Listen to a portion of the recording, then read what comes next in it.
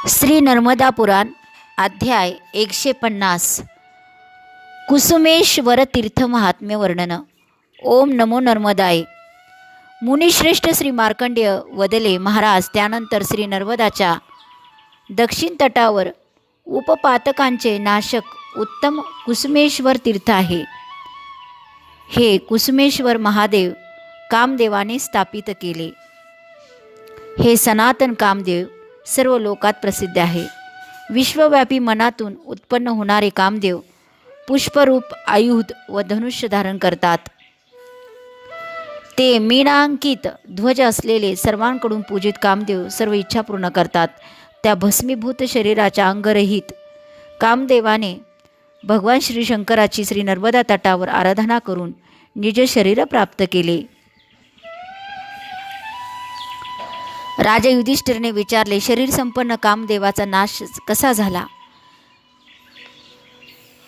ते आपण मला सांगावे। पूर्वी मी असे कधी ऐकले नाही, पाहिले सुद्धा नाही आणि अनुभवले नाही। ब्राह्मणश्रेष्ठ भीम, अर्जुन तसेच नकुल सहदेवांसह मी ऐकू इच्छितो।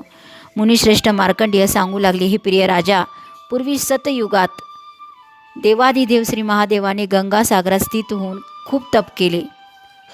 त्या श्री शंकराने स्वतपाने सुरासुरांसह संपूर्ण त्रैलोक्याला तापवले। ते सर्व संतप्त होऊन देवराज सचीपती इंद्रादेवाला शरण गेलेत। सर्व जगात व्याप्त भगवान श्री शंकर त्रैलोक्याला संतप्त करत आहेत। हे स्वामी, आपण त्यांना थांबवा।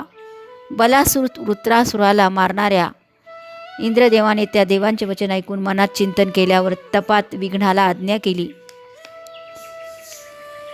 मेनका, रंभा, घृतांची, त्रिलोत्तमा या अप्सरांना शिवाय वसंत, कोकिळ, कामदेव तसेच मलयाचलच्या उत्तम दक्षिण वायूला बोलावून घेतले।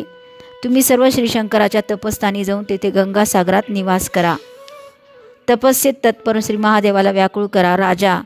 देवराजाने असे सांगितल्यावर ते सर्व देव अप्सरांसह श्री शंकराजवळ पोचले। तेव्हा कुसुम अप्सरांनी पूर्ण, कामकोकिळ आदी पक्षांनी व्याप्त, नृत्यात आसक्त मनोहर वायू वाहत असताना यम व निवृत्तामुळे व्याकुळ होऊन वसंत ऋतूची शोभा पसरत होती।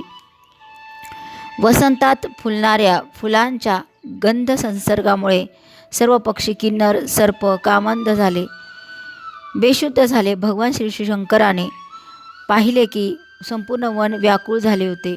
कामवेशामुळे निज स्वरूप विसरले होते। लोक इतक्या तीव्र दशेस पोचले होते की भगवान श्री शंकराला सुद्धा सात्विक, राजसी व तामसिक दशा प्राप्त झाली। त्यांच्या त्या अवस्थेसंबंधी ऐका। भगवान श्री शंकराचे एक नेत्र योग समाधीमुळे मिटलेले होते।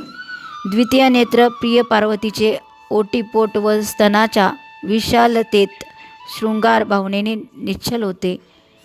तिसरे नेत्र दूरवर धनुष्य धारण केलेल्या कामदेवात क्रोधाग्नीने प्रज्वलित होते। अशा प्रकारे समाधी समयी भगवान श्री शिवशंभो भिन्न रसवाले 3 नेत्र होते। त्या 3 नेत्राने श्री महादेवाने पाहिल्यावर धनुष्य बाणासहित संपूर्ण देहधारींना व्याकुळ करून त्यांचा विनाश करणारे कामदेव भस्मसात झाले। कामदेवाला नष्ट झालेले पाहून सर्व देव अप्सरांचा समूह घाबरून जसे आले होते तसेच इच्छित दश दिशांना परत गेले। कामरहित इंद्रादी देव, असुर, मनुष्य आदी सर्व श्री ब्रह्मदेवाला शरण गेलेत। सर्व जग व दुःखित झालेले पाहून ते घाबरत श्री ब्रह्मदेवाला म्हणाले, हे प्रभू, मैथुन संभावामुळे उत्पन्न होणाऱ्या सृष्टी जगताचा योगाने झालेला विनाश आपणच जाणताच। हे भगवान, कामरहित सारी प्रजा शुष्क होईल। देवांचे वचन ऐकून श्री ब्रह्मदेव त्यांच्यासह जिथे शंकर होते तिथे गेलेत। तिथे शिवस्तुती तांडव व वेदांगात होणाऱ्या श्रोतांनी जगन्नाथाला, सर्व प्राणीमात्राच्या श्री महेश्वराला प्रसन्न केले। तेव्हा प्रसन्न झालेल्या देवादिदेव शिवशंकराने ब्रह्मादिवांना व इतर देवांना मधुर भाषेत विचारले, तुमचे कार्य काय आहे?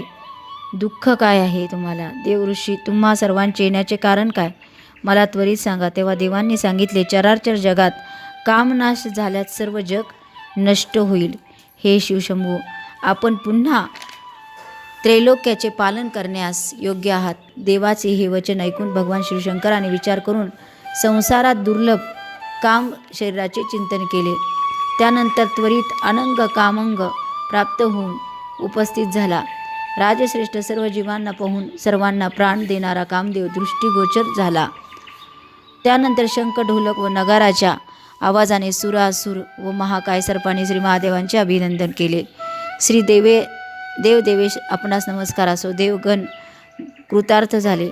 शत्रूंचे दमन करणारे राजा हे सर्व देव जसे आले तसे निरोप घेऊन स्वस्तांनी निघून गेले. देव निघून गेल्यावर कामदेवाने सुद्धा श्री नर्मदाच्या तटावर उग्र तप केले. तप व जपामुळे दुर्लभ विध्वंसकारी भूतांद्वारा चारी बाजूनी त्रस्त होऊनही कामदेवांनी शतवर्ष तप केले.